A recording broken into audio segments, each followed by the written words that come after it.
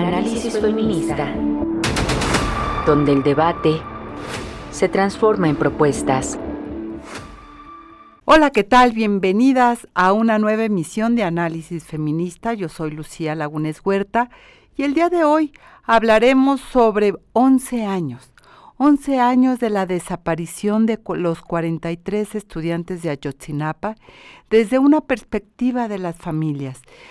¿Qué está pasando? ¿Qué está deteniendo? Pues el saber la verdad de lo que ocurrió precisamente con estos jóvenes estudiantes en Iguala Guerrero. Una hoja de ruta concreta que se pueda estar construyendo, tal vez es lo que vamos a estar dialogando precisamente con Mellatzin Velasco Santiago. Ella es coordinadora del área de educación del Centro de Derechos Humanos Miguel Agustín Pro Juárez. Pero además vamos a platicar sobre Alina, una pastilla anticonceptiva de emergencia que tiene varias ventajas precisamente para las mujeres para poder evitar embarazos no deseados. Para hablar del tema, pues vamos a hablar con Denise Hayden Beltrán. Ella es directora de marketing de DKT y vamos a estar dialogando precisamente sobre Alina y los beneficios para evitar un embarazo en adolescente, así que les invito a que nos acompañen. Mi nombre es Hilda Hernández Rivera, mi hijo es César Manuel González Hernández, uno de los 43 desaparecidos de Ayotzinapa. Doña Hilda, si nos puede comentar brevemente lo que les han dicho actualmente en el gobierno como de actualización del caso, pero también que ustedes observan que no está avanzando. Sí, bueno, para ellos es avanzar en que quedamos estancados en la verdad histórica, aunque ellos digan que no es lo mismo, pero sí, ellos cambiaron su metodología, pero se están basando a base de esas líneas que dejaron esa verdad histórica, ¿sí? Entonces la dicen diferente, las personas, todas que ya están, unos ni viven y otros ya salieron, hablan de ellos, ¿no? Entonces nosotros al darnos cuenta en este año que estaban haciendo todo eso, cuando entró la señora presidenta Claudia, se lo hicimos saber a ella. Bueno, antes al señor Arturo de Gobernación y luego a la señora presidente Claudia, y ella dijo que según era una metodología nueva, pero la cual no nos ha llevado a nada porque seguimos en lo mismo, dando como vuelta en lo mismo, nos dicen lo mismo, y en realidad en las meras líneas que hemos solicitado de ya tiempo con la presidenta, no se ha hecho nada hasta ahorita con ella, nada.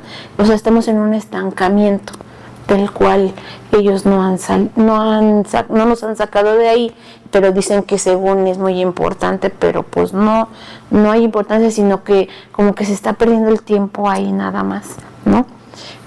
Y pues lógico, nosotros no vemos que avancemos, por eso nos desesperamos, por eso les exigimos. Les hemos señalado que faltan los 800 folios y en los cuales no han hecho nada por en verdad solicitarlos al ejército, ¿no? Y sí existen esos 800 folios, más que no sabemos la razón por la cual ellos no las quieren entregar, ¿no? También lo de la telefonía. La telefonía dejaron mucho los expertos unas líneas en las cuales ellos no han retomado eso, sino ellos se van como por otras cosas que dicen que es la telefonía, pero no tiene nada que ver con lo de los chicos, ¿no? De los detenidos, que son personas que ni siquiera, algunas a veces ni siquiera las oímos nombrar en el caso desde el 2014. Entonces son cositas así que pues no nos ha llevado a nada del caso, ¿no? Del saber el paradero de nuestros muchachos. También se les ha solicitado a la señora presidente que deben de regresar los expertos. Ella dice que el GIEI ya no existe y que es más, ellos ni tienen tiempo. Y nos hemos preguntado, o sea, ¿por qué ella contesta algo que ni siquiera se les ha hecho la pregunta a ellos, ¿no? Una. Y aparte, ella dice que el GIEI no. Bueno, A lo mejor sí, ya fue en su momento un GIEI y todo eso, pero son expertos. Entonces, si nosotros tenemos confianza en ellos nos han sacado adelante en esas investigaciones en las cuales pues no nos han podido engañar, ¿no? Como ahorita, pues para mí es un engaño, ¿no? Una mentira. Y por eso estamos hasta donde estamos exigiendo, ¿no? Entonces, no sé por qué ella se niega a que no vengan alguien de los expertos. Ellos están en la mejor disponibilidad, pero no sé por el motivo por qué ellos le tienen miedo a que venga alguien a seguir diciendo qué es lo que sucede, ¿no? En este caso, nosotros, ¿no? Los chicos, los 43, y ella no es accesible así. Es por eso que siempre le estamos ahí exigiendo, pero ya llega un momento que también nosotros ya nos desesperamos, ¿no? Porque no se ve ese avance. Y más, no hay más que te pueda yo decir. Nosotros seguimos en lo mismo, los 800 folios que se presenten, porque pues podemos avanzar ahí un poquito, ¿no? ¿Qué sucedió? ¿Quién se lado? ¿Para dónde jalaron unos otros? También hay 17 chicos que fueron a dar a las barandillas y en los cuales de ahí se los llevaron. Y eso también lo supo el ejército. Entonces, ¿por qué no decir qué fue lo que sucedió, a dónde los llevaron? O sea, ¿qué pasó más allá, no? Hay chicos que también, no me acuerdo si 20 y tantos chicos, no es en exactitud, me acuerdo de la cantidad, pero fueron 20 y tantos que fueron a dar al ejército de 27 batallones. Entonces, son muchas cosas que ellos se hacen sordos cuando les decimos, cuando tenemos esas reuniones, ¿sí? Ellos nos dan vuelta con sus palabras intelectuales, digo yo, porque pues ni les entiendo hasta que después ya los analizo y busco qué significaba, ¿no?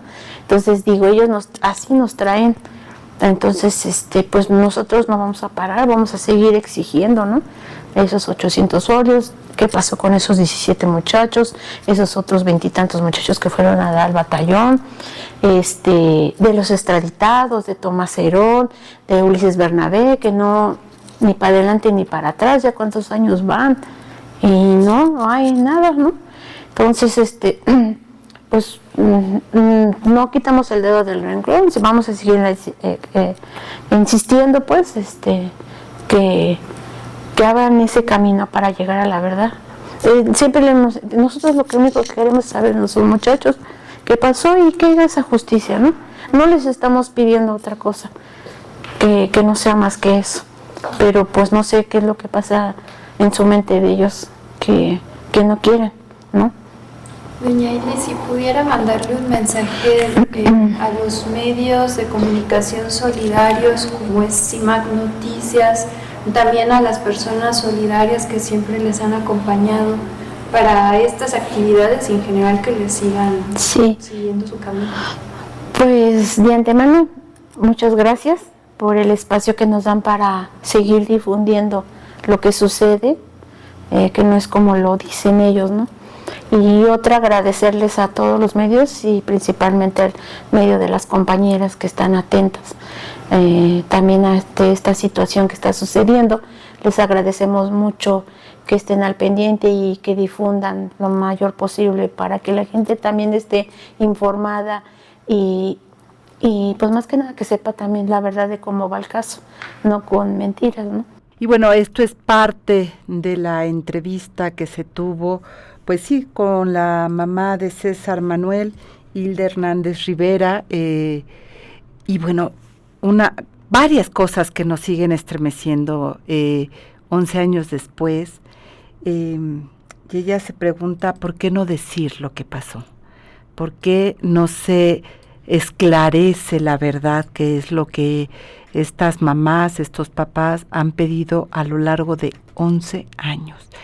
Bellatzin Velasco Santiago, coordinadora del área de educación del Centro de Derechos Humanos, Miguel Agustín Pro Juárez, gracias por estar. ¿Y por qué no se dice la verdad de lo que pasó? ¿Qué es lo que está deteniendo? Como lo dice Hilda, que genera ese estancamiento de las investigaciones, del acceso a la verdad en el caso de la desaparición de 43 jóvenes de la escuela rural de Ayotzinapa. ¿Qué detiene estos avances? Hola, buenos días, Lucía. Muchísimas gracias por la invitación y a todas las compañeras de CIMAC, así como quienes están viendo este programa. Creo que la palabra de doña Hilda es muy poderosa y nos hace repetir y seguir alzando la voz con esta pregunta: ¿qué está pasando? ¿Por qué no se han encontrado a 11 años los 43 estudiantes de la Normal Isidro Burgos de Ayotzinapa? Creo que ella ha señalado distintos elementos que hoy es importante tener presentes de esta investigación que ha tenido distintas fases, distintos señalamientos desde las mismas familias. Este sexenio inició con una nueva perspectiva para la investigación por parte de lo que ha dicho la presidenta en términos de cómo se van a utilizar métodos y tecnologías para generar nuevas pruebas y poder encaminar líneas de investigación que permitieran avanzar en los testimonios y recuperar algunas de las evidencias que a lo mejor en otras partes de la investigación no se habían avanzado. Esto no necesariamente ha tenido el avance que las familias quisieran al año. Sin duda, una de las cosas que más detuvieron la investigación durante mucho tiempo, al final del sexenio y al principio de este, pues era quien estaba a cargo de la Unidad Especial de Investigación y del caso Ayotzinapa, la UEILCA, como sus siglas, que hasta este julio fue retirado de su cargo y que las familias durante mucho tiempo estuvieron diciendo directamente al expresidente como a la actual presidenta que había no solo una falta de herramientas y de proceder para poder conducir esta comisión, sino además ya esta unidad, sino también cómo pues había evidencia de no ser a lo mejor la persona idónea para este cargo, y lo demostraron las denuncias públicas que se hicieron para que después fuera retirada. Y esto a lo mejor conectándolo con algo que creo que doña Hilda y muchas de las familias señalan, es cómo hay un contexto donde no necesariamente se empujan o están las personas más adecuadas en los cargos para investigar y buscar a las personas desaparecidas, ¿verdad? Se daba esto en señalamientos del titular de la UEILCA con los mismos señalamientos que muchas otras familias hacían a la titular de la Comisión Nacional de Búsqueda o la Comisión de Derechos Humanos. Y pues creo que sin duda otra de las cosas que ha señalado doña Hilda y que ha sido la batalla de las familias y que han estado ahí desde las investigaciones que se hicieron acompañadas con el GIEI como con las organizaciones acompañadas, es lo que corresponde a la transparencia por parte de la información que puede otorgar el Ejército Mexicano, y muy claramente con los más de 800 folios y documentos de inteligencia que no han sido entregados, ¿no? Esto es algo que no viene de hace un año, viene desde fácil unos 10 años, desde que se ha empezado a señalar que hubo esa noche participación del Ejército Mexicano. Doña Hilda habla del juez de Barandilla, sin embargo hay evidencia de que en esa noche pues sí, hubo información. concluye. A ver, lo que dijeron cuando hay el cambio de gobierno, sobre todo con Andrés Manuel y después ahora con la presidenta Sheinbaum, el discurso que se ha manejado es que nunca iba a haber impunidad, ¿no? El compromiso público que se hizo en su momento es que se iba a llegar a la verdad, que esa verdad histórica que se había inventado el gobierno de Enrique Peña Nieto se iba a desmontar y que se le iba a dar toda la información a los padres y en ese momento al GIEI que estaba investigando. ¿Qué detiene, te pregunto, Mellatzin, qué detiene que esas promesas que se hicieron, incluso con la propia presidenta Claudia Sheinbaum, no se concreten y estemos, pues, como si fuera, como lo dijo la señora Hilda, ¿verdad?, estancados sosteniendo la verdad histórica que se supone que se iba a tirar y dar a conocer la verdad? ¿Qué detiene?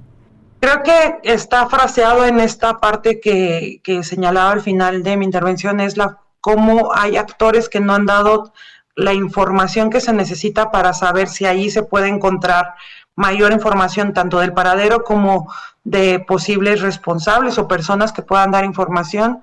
Doña Hilda también señalaba, creo que está esta parte de, sin duda, de quienes podrían tener o conocer o abrir camino en términos de datos e información de esa noche. No han avanzado los procesos de extradición o no han pasado los procesos dentro de las fiscalías, que eso siempre va a ser un actor en términos de búsqueda de personas desaparecidas que hay que señalar, ya sea por su falta de acción o falta de seguimiento a las investigaciones.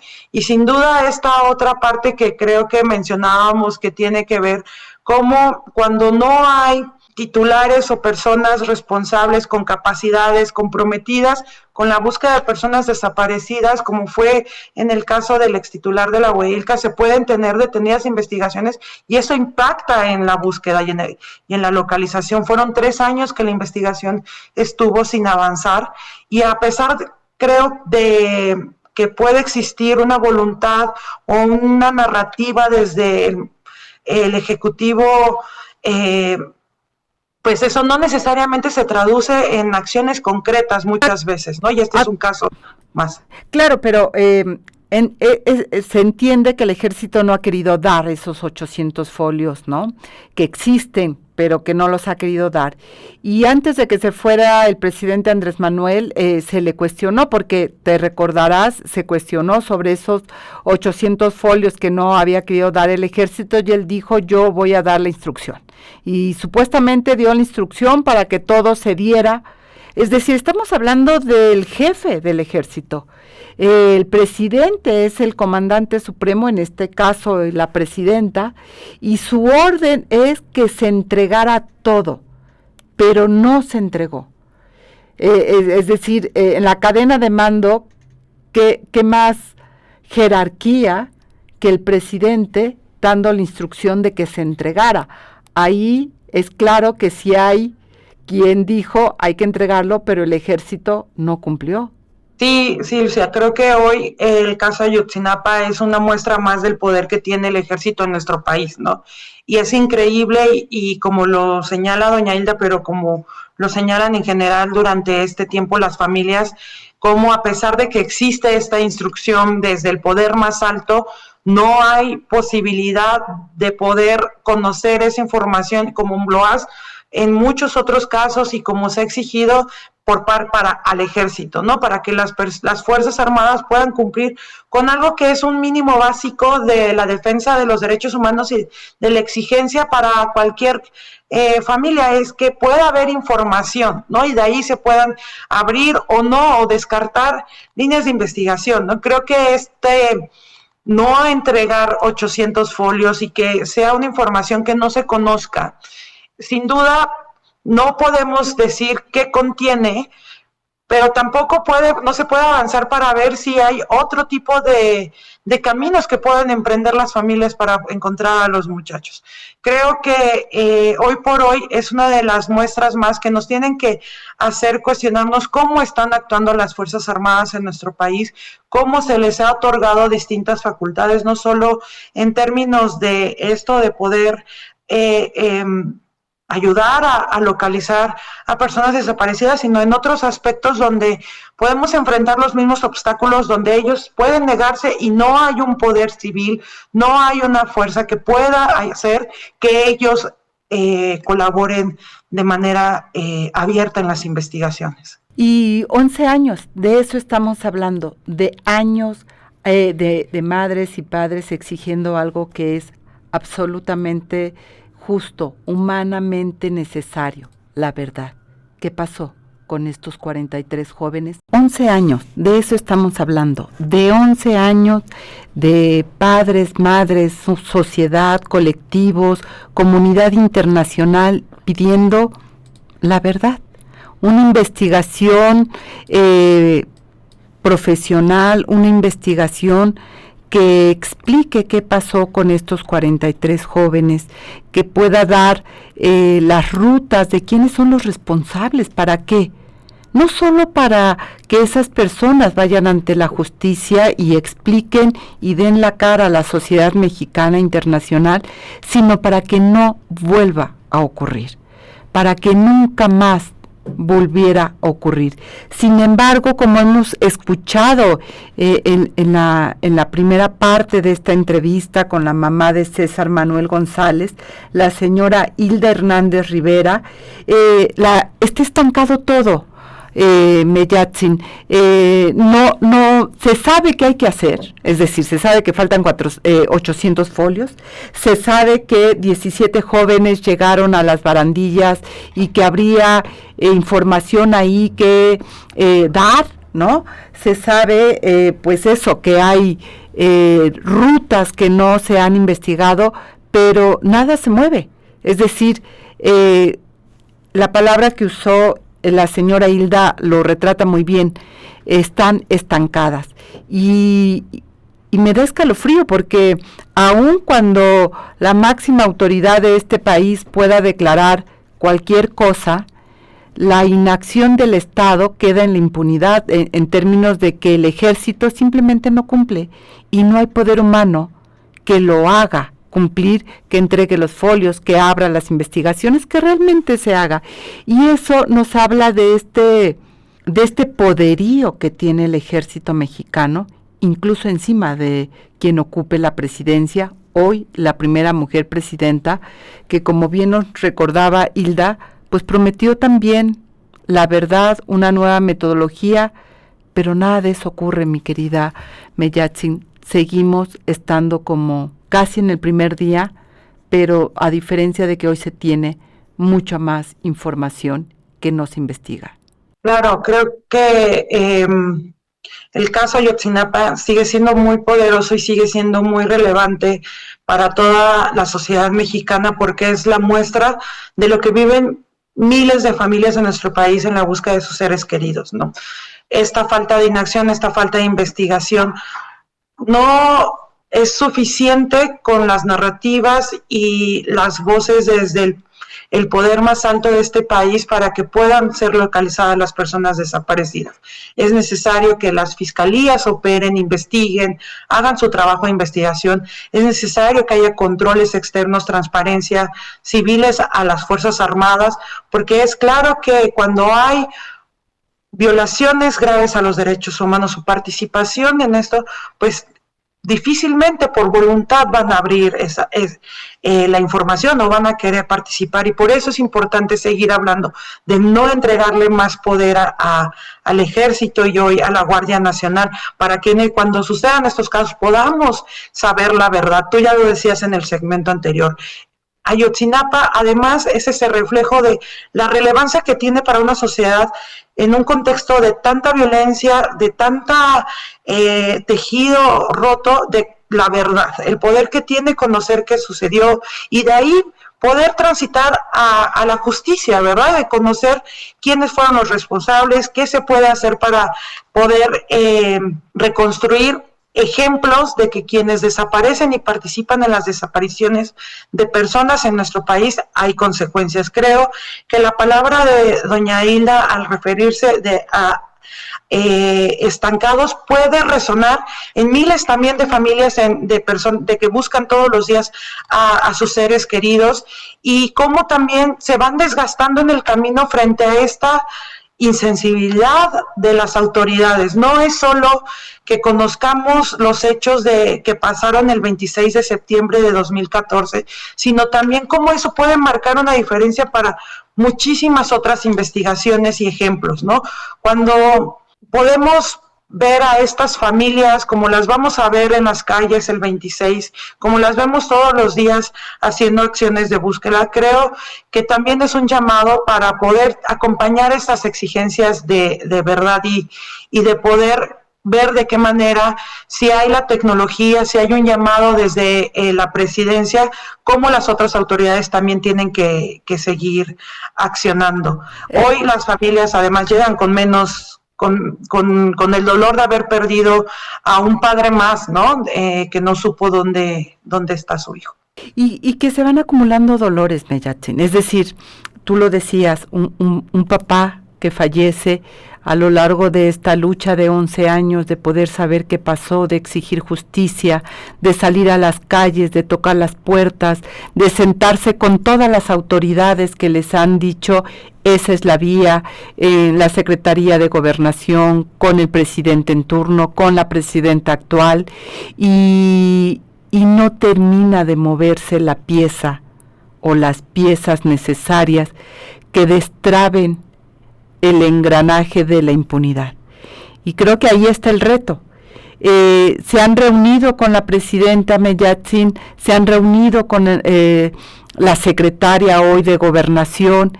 ¿Qué nueva ruta se les ofrece a estas madres y padres para poder alcanzar lo que tanto quieren y anhelan, que es saber dónde están sus hijos, la verdad, y llevar a la justicia a quienes cometieron estos atroces crímenes? Creo que estas reuniones siguen siendo muy relevantes. Ahí se sigue hablando mucho de lo que implica poder seguir líneas que se dejaron de investigar con estos 3 años de los que ya hablábamos, de mala gestión de la Hueilca, mucho vinculado a uso de nuevas tecnologías, lo cual siempre cuando se usan herramientas a favor de la búsqueda hay que estar muy atentos, ¿no? Cómo eso además se configura con informaciones que se pueda cruzar. Es muy vital lo que se ha estado hablando en términos de que las extradiciones se puedan concretar en la medida que eso también signifique que las personas al llegar a México den información, se les llame a la investigación del caso Ayotzinapa, y que eso pueda traducirse justo en líneas de investigación. Y sin duda tiene que ver mucho con seguir presionando y que haya voluntad de que se abra la información por parte de las Fuerzas Armadas. Esa va a seguir siendo, sin duda, a lo mejor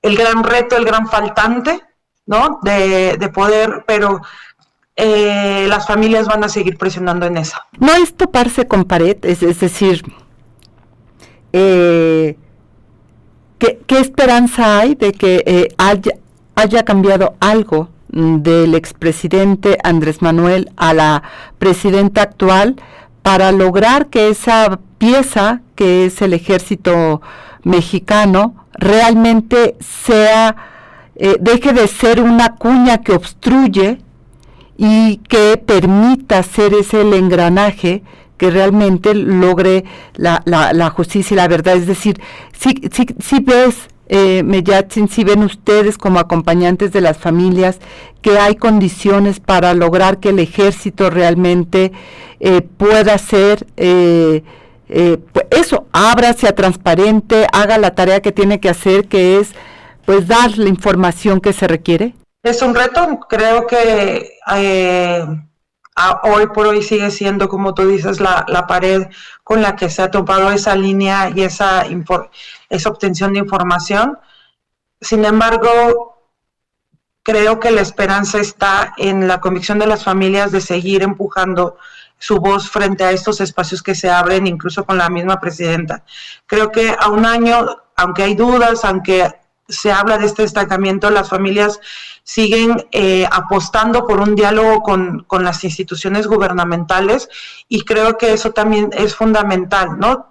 En términos de seguir apostando no solo en sus acciones de protesta, sino creyendo que puede haber una articulación, un trabajo desde quienes lo han puesto también sobre la mesa, de que se cumpla. Vamos a ver si se logra, ¿no? Creo que claro, uno no puede como acompañante renunciar a esas perspectivas, aunque se tendrán que seguir abriendo otras líneas de investigación y seguir empujando otras vías frente a estos faltantes de estas autoridades. Decía la señora Hilda la posibilidad del GEI que regresara.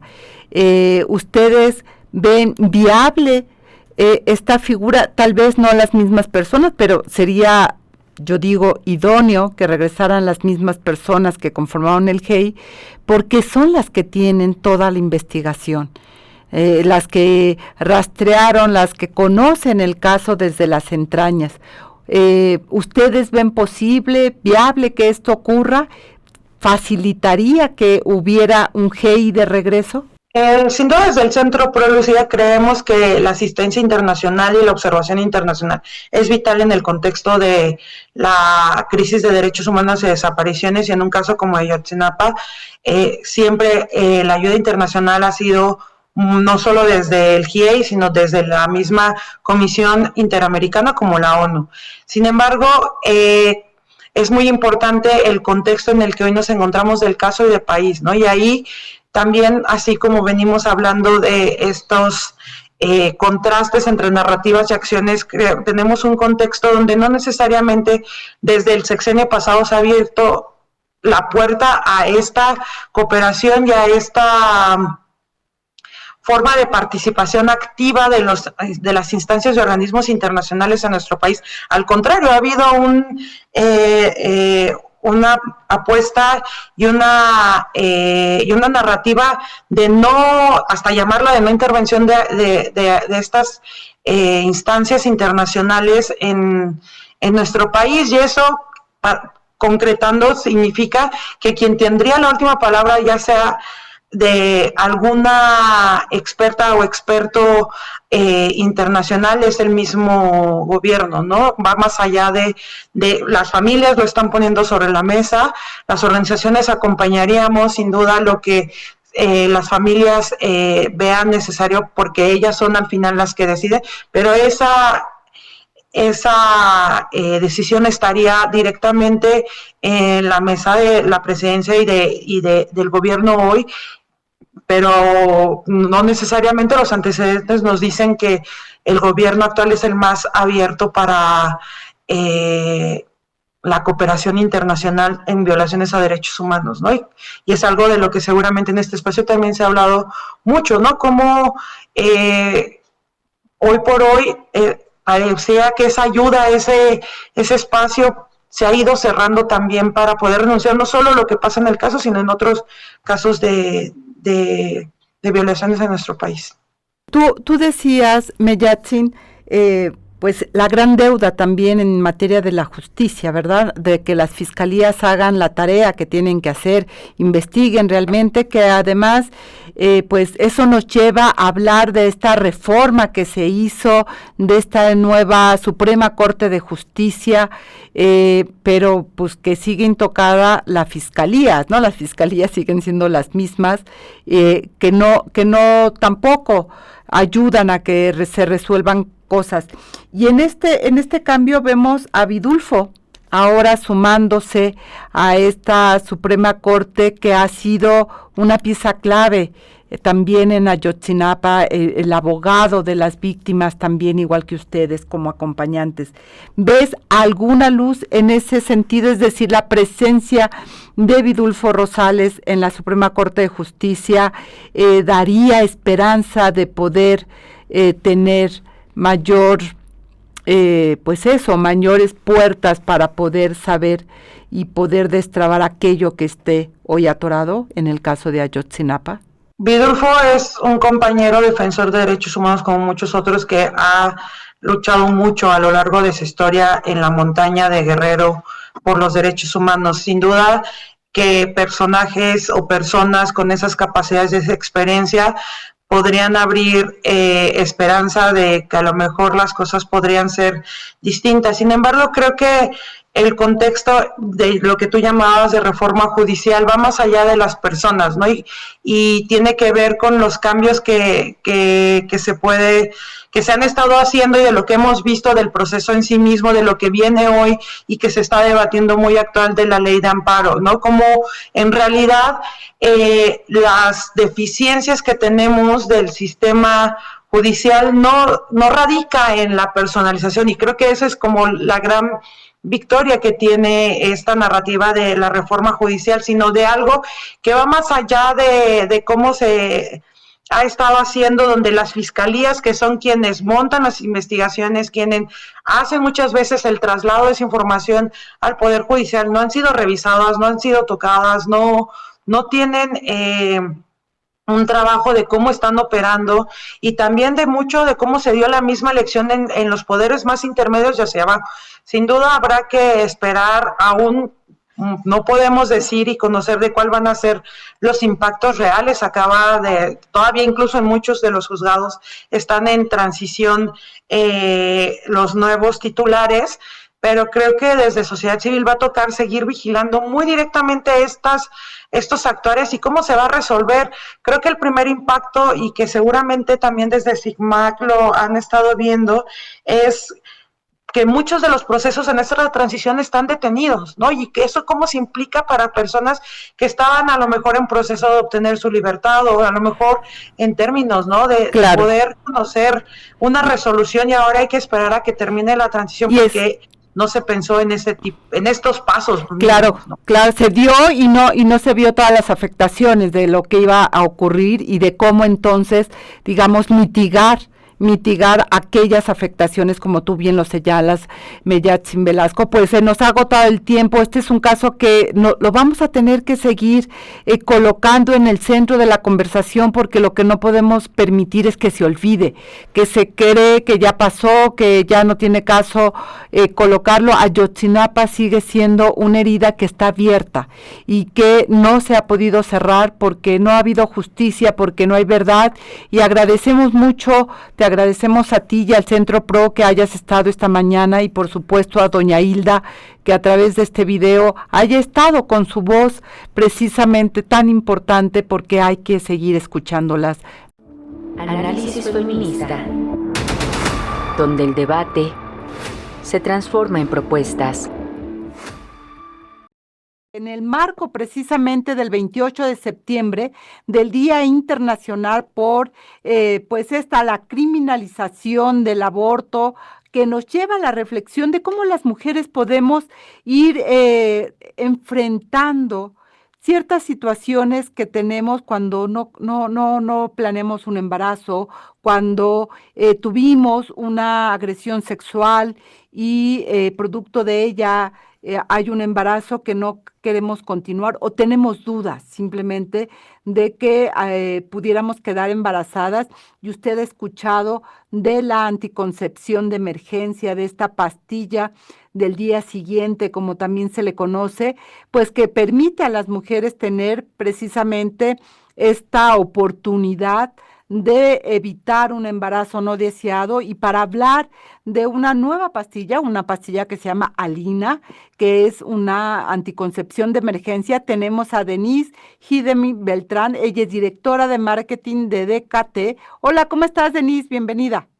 Hola, ¿qué tal? Buenos días, Lucy. Buenos días a toda tu audiencia. Muy bien, gracias. Muchas gracias por estar. A ver, cuéntanos de esta pastilla Alina, además un nombre muy cercano, ¿no? ¿De qué se trata? ¿Por qué es importante conocerla? ¿Qué opciones tenemos? Claro que sí, con mucho gusto. Bueno, pues mira, como bien dijiste, yo soy directora de marketing de DKT Latam Norte y pues nos da mucho gusto poder tener estos productos, ¿no? Como Alina, también tenemos Levonorgestrel, que es nuestra pastilla del día siguiente, como bien lo mencionaste, y pues Alina, como tú mencionas, es como un nombre de una amiga, ¿no? De una aliada, es más fácil llegar a la farmacia y decir, me da una Alina, ¿no? Entonces, sabemos que todo nuestro país, y bueno, Centroamérica tiene como algunos prejuicios todavía para ciertas cosas, ¿no? Y la pastilla de emergencia es uno de estos. Entonces, decidimos ponerle Alina por eso, para facilitar muchísimo el poder comprarlo, ¿no? El momento de la adquisición. Y bueno, es una pastilla que debe tomarse, ¿no? Después de una relación sexual que no tuvo protección, y lo ideal es tomarla 8 horas después, ¿no? Claro que se puede 24 horas después, hasta 72 horas después, pero pues conforme va pasando el tiempo, la efectividad va bajando en porcentaje. Entonces, chicas, pues siempre que necesiten una pastilla de emergencia, porque decidieron o porque se rompió el método, porque cualquier situación, ¿no? Lo que sea que haya pasado, Sí. la pueden ustedes consumir. Sí, Denise, muchas veces se cree que los efectos negativos de este tipo de medicamentos por la cantidad de hormonas, pues trae muchas alteraciones pues al organismo, especialmente de las mujeres. Cuéntanos qué pasa, es decir, qué ocurre con este tipo de medicamentos que hacen en el cuerpo, qué podemos esperar las mujeres cuando lo tomamos. Claro que sí. Mira, en realidad la pastilla lo que hace es que retrasa la ovulación. Entonces, si no hay un óvulo, no puede haber una fecundación o evita la ovulación como tal. Entonces, por eso es que previene un embarazo, ¿no? Entonces, bueno, eso es lo que hace, es como su mecanismo de acción explicado muy fácilmente. Y en cuanto a los efectos secundarios, pues en realidad son muy transitorios, ¿no? O sea, eso depende del cuerpo de las personas, ¿no? Las mujeres pueden, algunas dicen, ah, pues me tengo un dolor de cabeza, quizá un poco de náusea, pero es muy transitorio, ¿no? Entonces, en realidad, el beneficio de no tener, si tú no deseas un embarazo en ese momento y poder evitarlo, pues el beneficio es enorme, ¿no? Entonces, yo creo que son efectos secundarios muy, muy leves. Y pues creo que esto de los prejuicios o los mitos más bien que existe alrededor de esta categoría es porque se han creado como de voz en voz, ¿no? Pero justo para DKT es muy importante explicar que la Organización Mundial de la Salud pone la pastilla de emergencia como un método seguro y eficaz y lo puedes usar las veces que sea necesario. Claro que si tú tienes una pareja estable y quieres, o, sea, o tienes relaciones sexuales muy frecuentemente, pues lo ideal es que te mudes a un método de largo plazo como el DIU, por ejemplo, ¿no? Que nosotros tenemos Silvercare, que es el único de DIU de plata. Entonces, si tú quieres una protección de 5 años y en tu plan de vida está no embarazarte en próximos 5 años, pues puedes optar por un método de largo plazo, ¿no? Pero si no, pues tú puedes tomarlo las veces en el año, las veces que tú lo necesites, ¿no? Entonces, la Organización Mundial de la Salud lo marca como algo seguro y eficaz. Denise, me quiero detener en esto que tú compartes. Lo que hace lo que hace Alina, lo que hace la anticoncepción de emergencia, no es un aborto, es evitar digamos, la fecundación como tal, por lo tanto, no es un método abortivo. Eso me gustaría que o sea, resaltarlo, porque hay una idea de que es un método abortivo.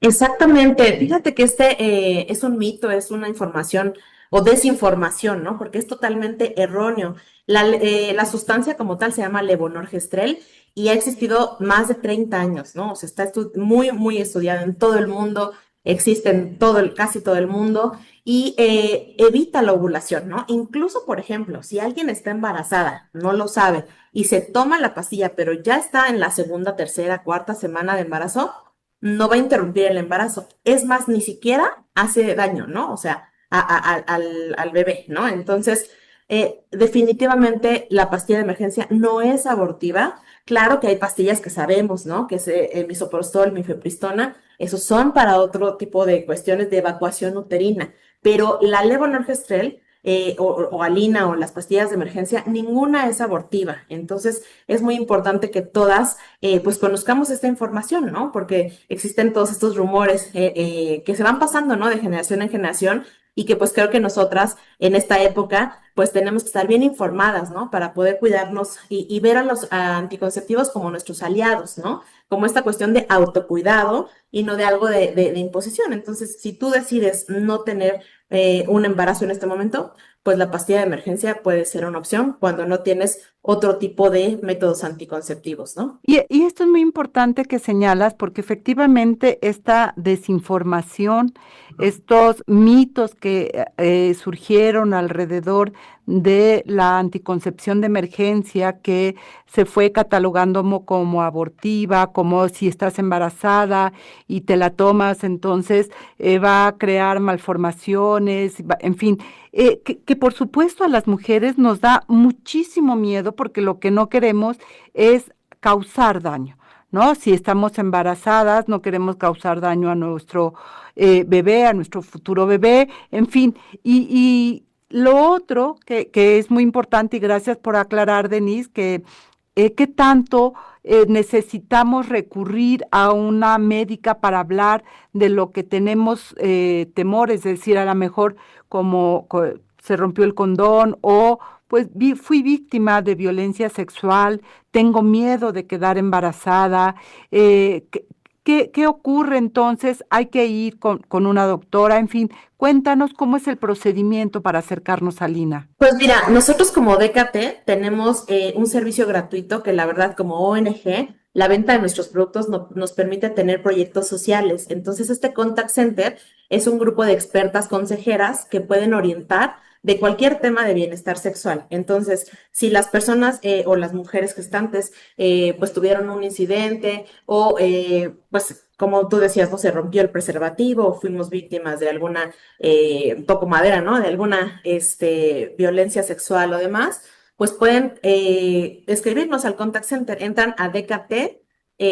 Tenemos un WhatsApp, si me permites lo puedo decir, es completamente gratuito y es el 55 48 77 07 72.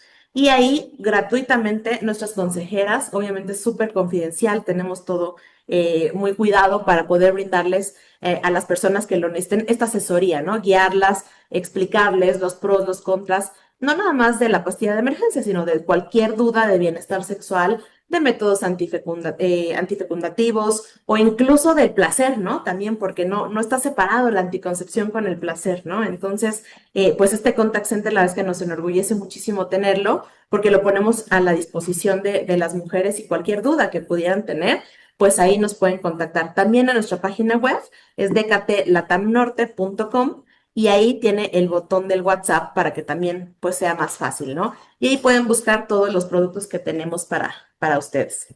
En estos días, pues empieza a haber mucha información también sobre la anticoncepción, sobre los servicios incluso de aborto que pueda haber, pero aquí lo importante es que uno, si esto es de emergencia, tal cual como señala, no es un método anticonceptivo regular, tú ya lo planteabas, si en tu plan de vida está ejercer la vida sexual, pero no embarazarte, lo más importante es que puedas acudir con una ginecóloga, con un médico y que puedas planear de acuerdo a tu cuerpo, de acuerdo a tu edad, de acuerdo a todas tus situaciones, pues qué anticonceptivo te conviene, requieres, porque no hay, digamos, estándares, o sea, todas somos iguales. Algunas mujeres necesitan un método, otro, y eso es importante la consultoría médica, Denise. Sí, totalmente, acercarse con su ginecóloga o su ginecólogo de confianza. La verdad es que a nosotros nos preguntan mucho, ¿no? Porque somos como el líder en anticoncepción en el mundo, nos dicen, ¿cuál es el mejor método? Y nuestra respuesta es el que le quede mejor a tu cuerpo, ¿no? O sea, nosotros no podemos decir, usa este o usa el otro, ¿no? O sea, si te queda el implante, adelante, ¿no?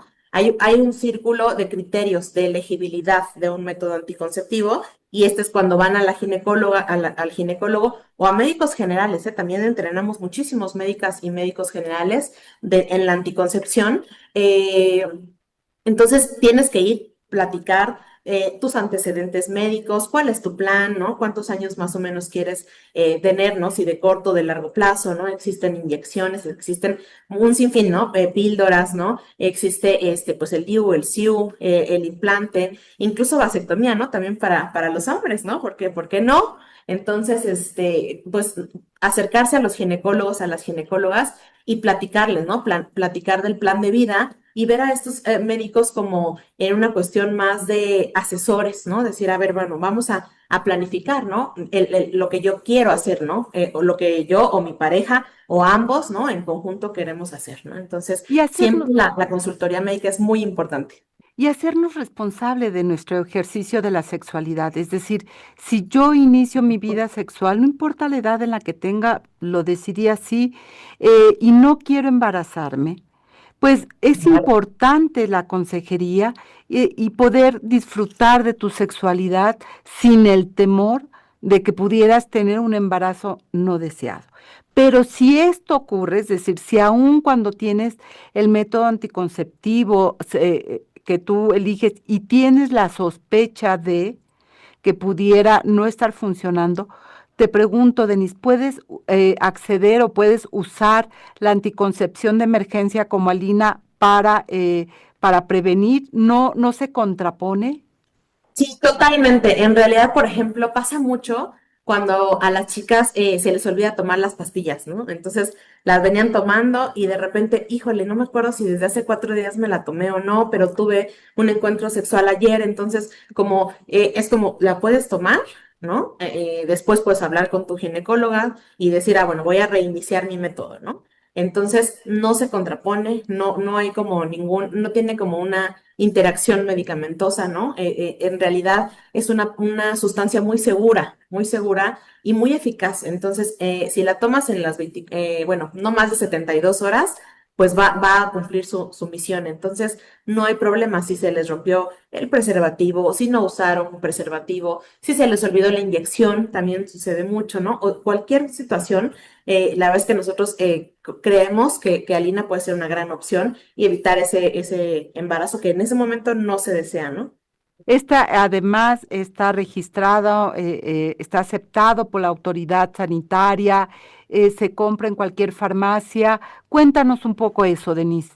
Sí, claro que sí. Todos los productos de DKT cuentan con registro sanitario. Eso significa que están aprobados por COFEPRIS, que es la máxima autoridad acá en nuestro querido México en cuestión de salud, ¿no? Porque es muy importante saber lo que te estás tomando, ¿no? Porque existe y sabemos que hay piratería y que hay muchas cosas que se venden en lugares pues no autorizados, ¿no? Entonces, todos los productos de DKT cuentan con esta calidad internacional, están aprobados por COFEPRIS y Alina y también nuestra Levonorgestrel se encuentra disponible en la gran mayoría de farmacias, cadenas de farmacias, ¿no? Farmacias independientes, y la pueden encontrar. Otra cosa que nosotros tenemos, bueno, que DKT se preocupa mucho por tener precios accesibles, porque sabemos que no es un lujo, ¿no? O sea, cuidar de ti no debe ser un lujo. Entonces, todos nuestros productos los ponemos a precios muy accesibles para que pues la mayoría de la población pueda acceder a ellos, ¿no? Y si tienen dudas, porque insistimos, ¿no? Es muy fácil que te queden dudas. Bueno, sí, pero a lo mejor si no sé, tengo hipertensión, ¿me va a afectar o no me va a afectar? Soy diabética, ¿me va a afectar, no me va a afectar? Ya me dijeron que las hormonas y la diabetes y entonces no sé qué, no sé cuándo.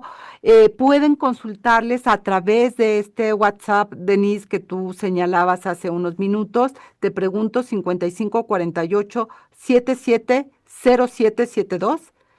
Sí, correcto. Sí, correcto. Pueden hablarlo con ustedes. Es un primer contacto como para tratar Claro. de encontrar respuestas a las dudas que puedas tener. Sí, claro que sí. Ellas son consejeras, pero también tenemos un equipo médico. Entonces tenemos un consultorio que se encuentra en Coyoacán para todas las que están en el área metropolitana. También pudieran sacar su cita si tenemos ginecólogos y ginecólogas súper expertos que podrían atenderlos también, ¿no? O sea, podríamos hacerles alguna cita si necesitan algo más pues personalizado, pero el contact center pues es este primer contacto, como bien lo indicas, para solucionar cualquier duda, porque en la cuestión de anticoncepción de emergencia vamos contra reloj. Entonces ahí no es como que lo puedas dejar, ¿no? Entonces, si sucedió la relación sexual sin protección, tenemos 8 horas, 24 horas, 48 horas, ¿no? Eso es lo más importante, que recordemos que este método va a contratiempo. Entonces, siempre que suceda, pues tener en mente que hay una opción, ¿no? Una opción segura que las autoridades avalan y que pues podemos accesar comprando levonorgestrel en cualquier farmacia. Y eso, reiterar, es que es muy importante, es decir, no es un método abortivo, es un método preventivo de un embarazo y que esa es una forma también de mantenernos saludables, mantener también nuestro control en términos de la fecundidad, Denise. Así es, como su nombre lo indica, es anticonceptivo, ¿no? Como lo mencionamos al principio, no es abortiva, eso es como un mito, algo que existe, que tenemos que derribar todos esos mitos de sexualidad que tenemos, ¿no? Entonces es una pastilla anticonceptiva, no es abortiva. Y eso es muy importante que lo tengamos claro. Ahí está la información. Eso fue todo en este episodio de Análisis Feminista. Les invito a compartir sus comentarios en nuestras redes sociales y recuerde que puede escuchar el resto de nuestros episodios en Spotify. Análisis Feminista, donde el debate se transforma en propuestas.